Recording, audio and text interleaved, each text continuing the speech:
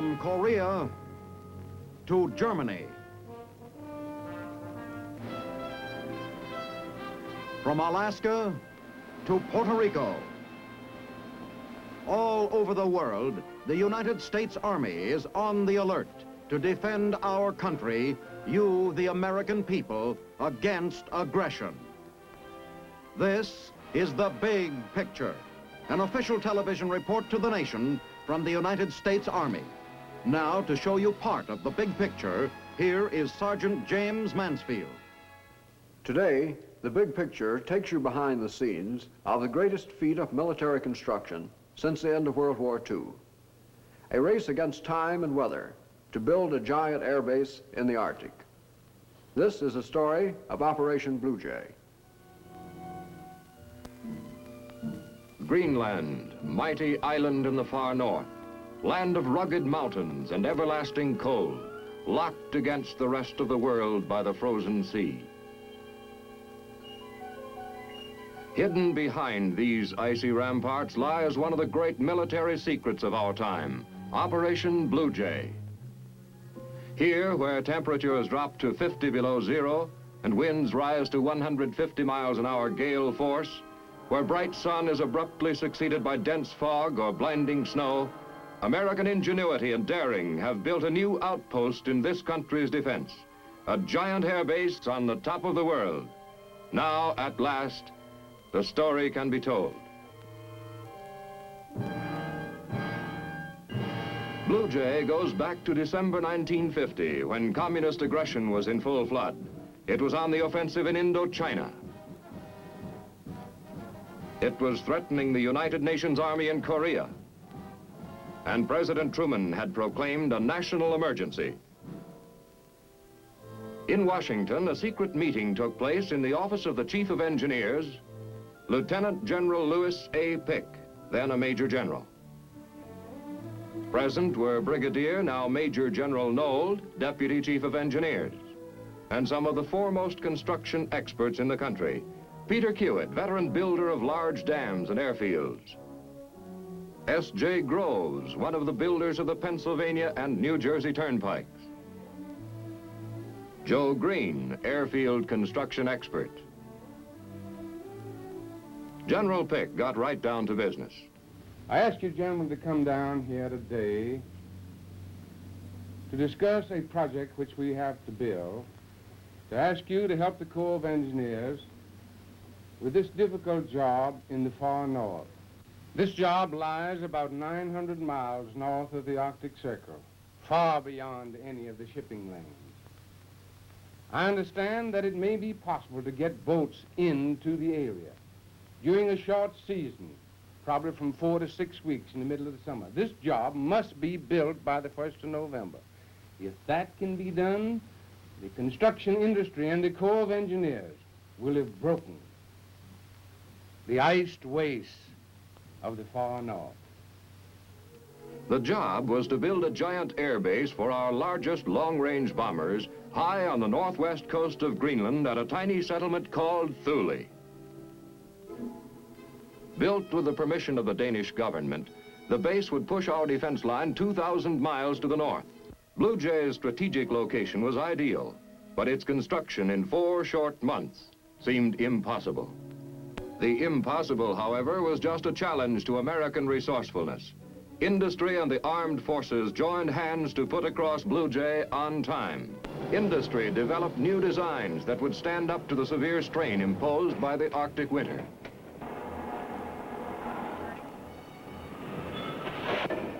Like these Clements panels, used for refrigerator walls, now adapted to buildings and hangars. Made of fireproof insulation, sandwiched between aluminum-covered plywood, this prefabricated building material was light, strong, and 100% reusable. More than 300,000 Clements panels were used at Blue Jay.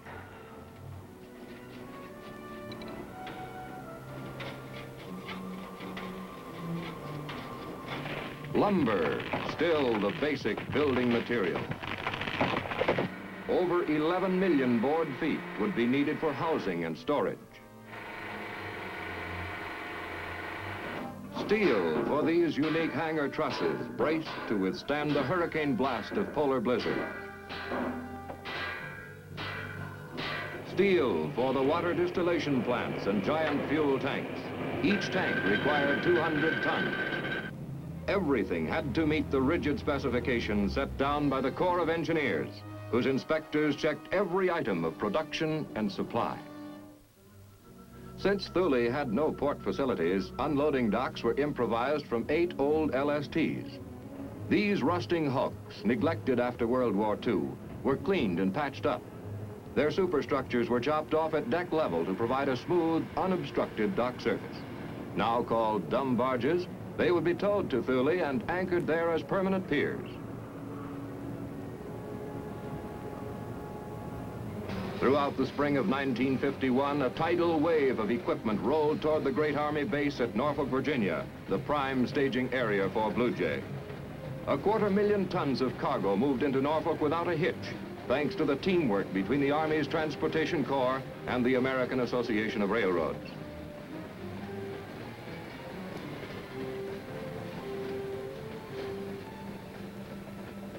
At the same time, 2,000 miles away at Rosemont, Minnesota, another procurement campaign was underway.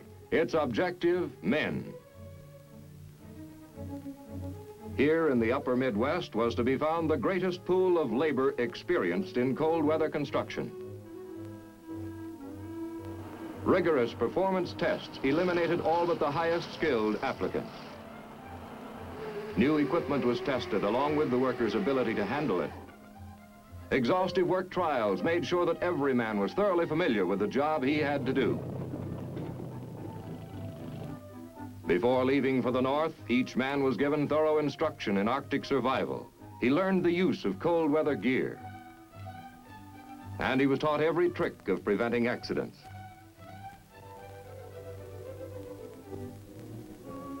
An advance party of these men was sent to Thule to prepare the job site for the main body, due to arrive by ship at the end of June.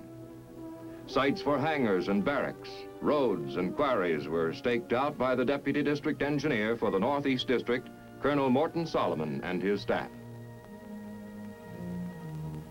Temporary shelter was quickly put up. The Atwell hut, for example, a complete building, shipped as a single package. Simplicity of construction made the Atwell hut ideal for the speedy erection of temporary living and eating quarters, administration building, and hospital. Soil experts bored for samples into Thule's frozen terrain to determine the nature of the ground. They found that everywhere below the top layer, a few scant feet under the surface, lay a bed of fossil ice and eternally frozen earth. A technique was developed to make this so-called permafrost support Blue Jay's many heavy buildings. The beach itself, meanwhile, was cleared of ice that would hamper the unloading. Dynamite was used to blast it into the bay.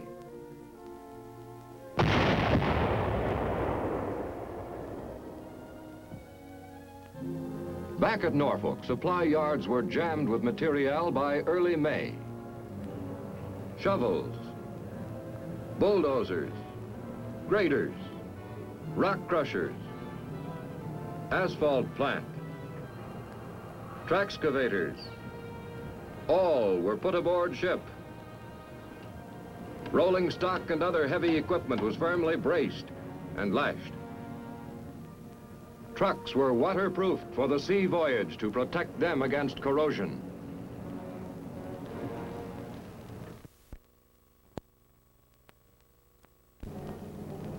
Ducks rolled aboard by the score, loaded with fuel and other vital cargo, so that they could dash ashore as soon as the ships arrived at Thule. Along went 3,500 men of the Engineer Signal and Transportation Corps and other military specialists,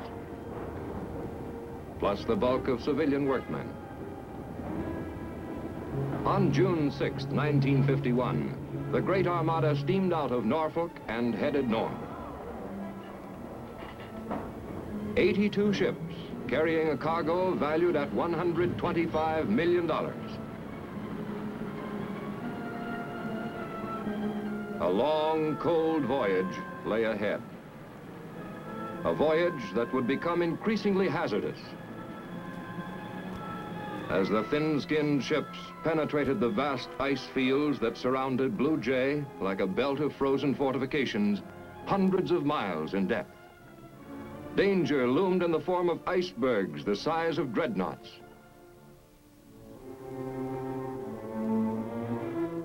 Pack ice like floating minefields that opened reluctantly in front and closed silently behind. The sea became a floor of ice from horizon to horizon. The convoy halted, held fast in the ice pack. For days, the ships struggled to free themselves from their frozen trap. Not only was the time schedule disrupted, but the ships and the men aboard them were endangered by the ice that squeezed them in a giant vise. It was only through the stubborn efforts of the Coast Guard icebreakers that the convoy was finally liberated. Pressing down with their heavy-jawed bows, the icebreakers battered at the tremendous ice floes 4 and 5 feet thick. Hacking, crushing, grinding away, the icebreakers smashed a trail for the convoy to follow. Helicopters soared aloft on reconnaissance, scouting far ahead for signs of open water.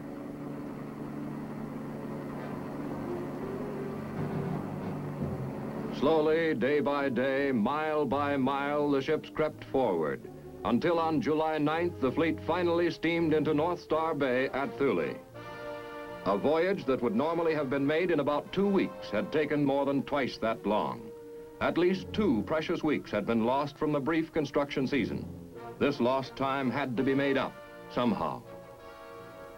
The ships had hardly anchored off Thule when control headquarters aboard the command ship Monrovia raced into high gear to get the convoy unloaded. Soldiers of the Army's Engineer and Transportation Corps went to work in a round-the-clock stevedoring operation. Cargo from the freighters was swung onto Navy landing craft manned by over 1,000 seamen. Unloading equipment had long been prepared for split-second action, everything from a giant floating crane to swarms of amphibious ducks that skimmed back and forth across the water, dodging the crushing ice. 2 battalions of ducks were in constant use. A great deal of the credit for the speedy unloading belongs to these highly efficient seagoing freight cars.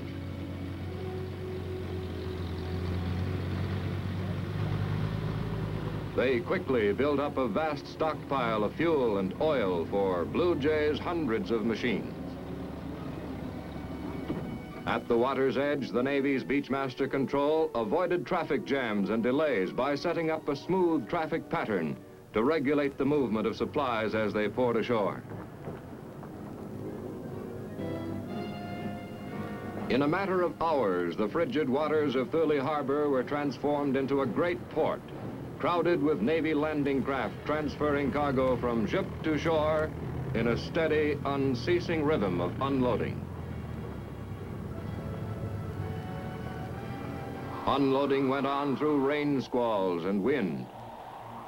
Over 153,000 long tons of cargo were eventually delivered on the beach. Work crews 4,000 strong were ferried to land from their temporary homes aboard 5 personnel carriers. They operated in 2 shifts, 60% in the first or day shift, 40% in the second shift. As the heavy earth-moving equipment lumbered off the LSTs, men and machines went right to work. In bad weather as well as good, 24 hours a day, 7 days a week. Dirt flew in all directions as quarries were mined with high explosives. Then dug for rock and earth fill needed at the construction sites for airstrip, roads, fuel tanks, hangars, barracks, and other buildings.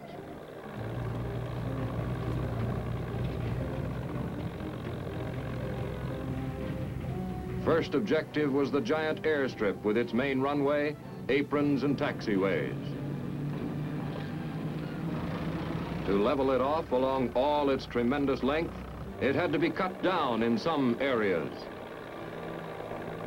and built up in others, sometimes as much as 40 feet. Layer upon layer of fill was dumped upon the runway,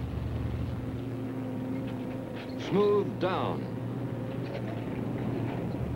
and packed tight by 100-ton compaction machines.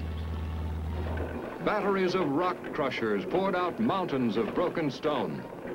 This was hauled to the runway and spread evenly upon the ground.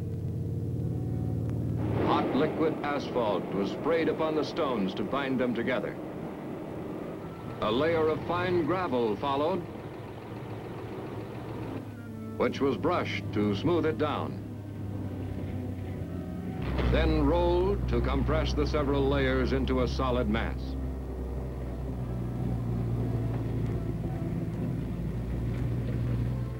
The nearly completed airstrip received one of its first tests from two key visitors on August 8th. General Hoyt Vandenberg, Chief of the Air Force, who had come to check construction progress, with General Lewis Pick, Chief of Engineers. Only 2.5 months were left to work in, but the generals found construction moving swiftly on all fronts. In some cases, even breaking records. The fuel tanks, for example. An earth pad of gravel or rock fill that would not be affected by frost was laid down for each tank and sprayed with oil to bind it. A floor of steel plate followed. Then the walls. These iron workers were specialists who had put up similar tanks everywhere throughout the world. The vast fuel receptacles were nicknamed POL tanks, an abbreviation of their contents: petroleum, oil, lubricant. Specialists did not stand by between assignments. They helped others. For instance, welders helped guide the steel plate into position, making sure it was lined up properly. Then took up the torch. Work went on into the twilight hours of the midnight sun, which during the Arctic summer never set below the horizon. Rigging the pipeline that ran to the tankers more than a mile away was a construction feat in itself. A suspension rig was built to carry it across a 50-foot chasm. The pipeline lunged across ditches and ravines, sometimes quivering in midair until it reached the bay, where, like a water snake, it swam out to the tanker and reared its head alongside.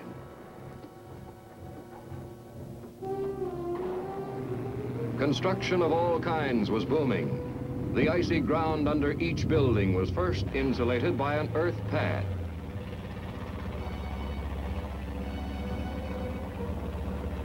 The foundations for the airplane hangars were strengthened by setting piles into the ground along the edges of each pad to provide a firm base for the hangar frame and doors.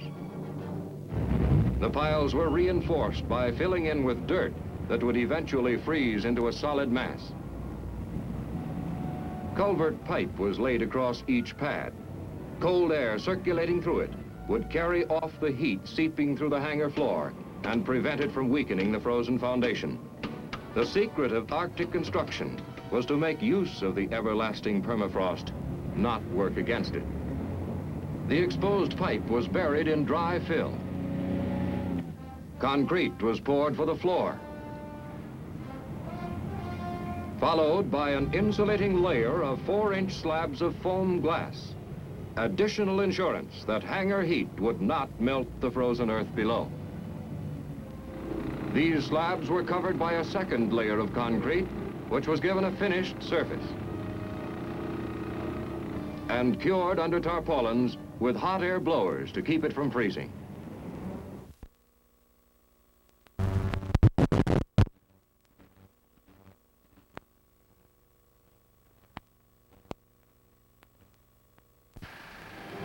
Iron workers assembled the hangar trusses, the bad weather merely a challenge to the pitching and catching skill of the riveting teams.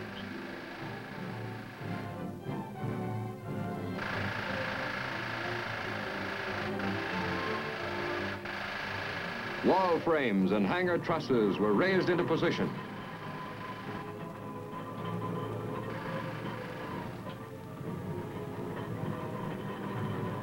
When the building shell was completed, the towering hangar doors were added. Each one weighed 230 tons. Each ponderous section had to be firmly fitted in its tracks. This was the encouraging sight that greeted an inspection party headed by Secretary of the Air Force Thomas Finletter when he visited Blue Jay on August 30th. Less than 2 months were left, but building was ahead of schedule. Dozens of barracks had sprouted from Thule's frozen soil. Each had a foundation of timber raised above a pad of earth. The floors of all living quarters were stuffed with insulation and covered with plywood. Clement's panels were the standard building material for all barracks, warehouses, and mess hall. Joints between the panels were sealed against the cold with a caulking agent known as mastic.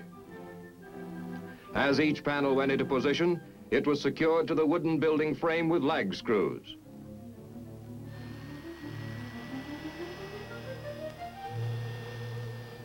As soon as these buildings were completed, workers moved in from their quarters aboard the ships, which then left for home. These comfortable structures would later be used by troops. The modern mess hall, like the barracks, was put to instant use by the hard-working construction crews. While one shift was being served breakfast, the second shift on the other side of the mess hall was eating its evening meal. This careful planning for the personal needs of the men was reflected in everything from recreational facilities to church services. This close attention to morale paid off in the fantastic speed of construction. Work crews raced against the waning light and the increasing cold, hurrying to meet the deadline, now only a few weeks away. 3 distillation plants and their storage tanks to brew drinking water from the salt sea popped up magically, along with vehicle storage buildings, salvage building, crash wagon station. On October 1st, with about 20 days left to go, Blue Jay was host to Lieutenant General Curtis LeMay, Chief of the Strategic Air Command. Briefed by Colonel Clarence Renshaw, Northeast District Engineer, he carefully studied the base. The final touches were put on the airstrip. A top coat of asphalt was laid down. The control tower rose to the sky. Electric light cables were paid out. And the runway lights were planted in the ground. The long Arctic night was closing in. Warning shadows deepened on the frigid peaks that surrounded Blue Jay. The waters of Thule Harbor disappeared as ice choked the bay.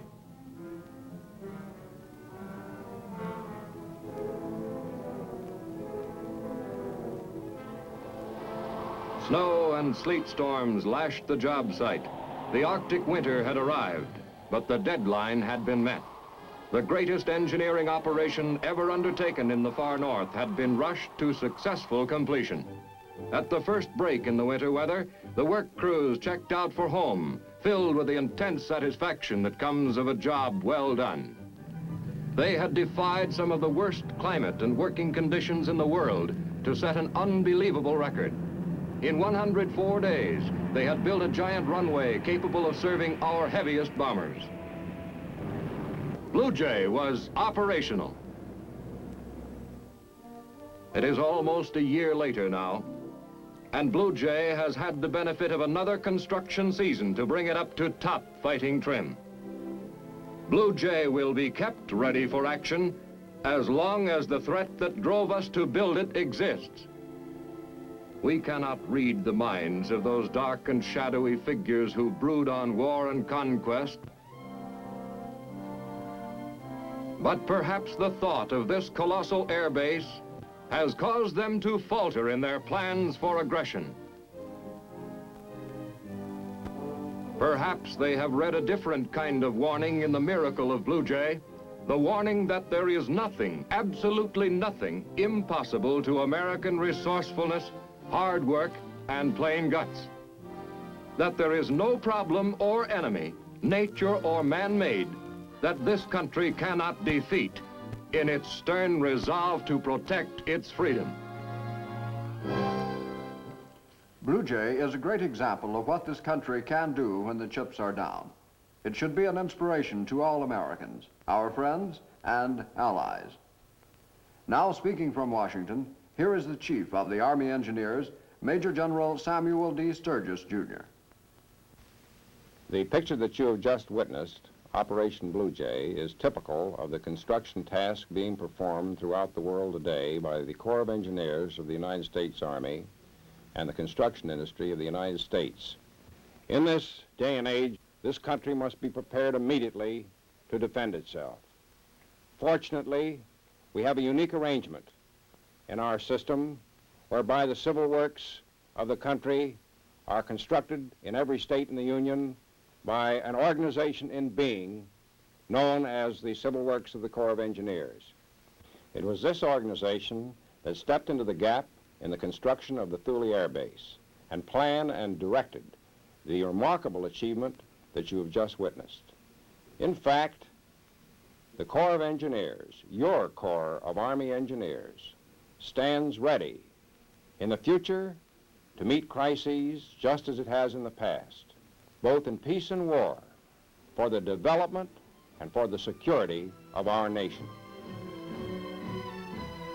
The Big Picture is a weekly television report to the nation on the activities of the Army at home and overseas. Produced by the Signal Corps Pictorial Center. Presented by the U.S. Army in cooperation with this station.